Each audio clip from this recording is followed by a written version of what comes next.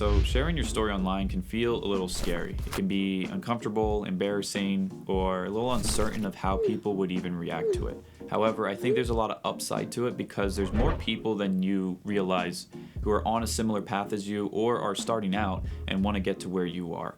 And that's kind of the objective of this video, is to introduce myself and how I completely changed my life from graduating college with a degree for an industry that I couldn't picture myself working in full time to now owning my own videography and digital marketing business. And I really started when I was in college for nutritional science, and I was making these nutrition education TikToks. They didn't really go anywhere, but it gave me exposure to making my own content, and I knew I wanted to continue doing that in some form. Now, once I graduated, I was in a dietetic internship for a few months, and while I was in this dietetic internship, my mental health was just not there, and I couldn't picture myself doing this long term, so I was really questioning everything. But then I came across this program called 75 Hard, and I saw these other kids doing these daily vlogs that were doing quite well, so I said, fuck it, I really want to go all in with this and see if I can become essentially a fitness influencer. So I made the decision to drop out of the internship.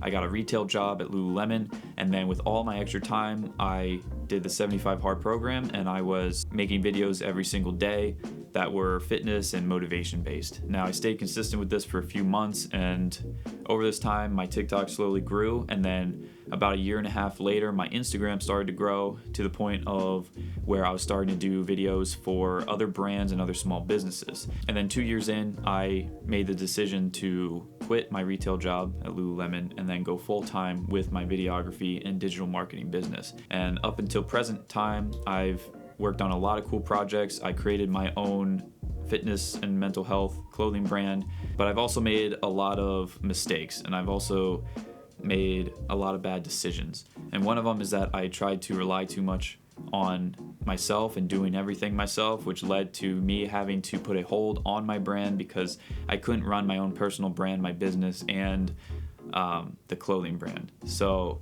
I was spreading myself too thin, and I had to let that go recently. However, over the last 6 to 12 months, I've let my personal brand kind of suffer from it because I was focusing more on client work.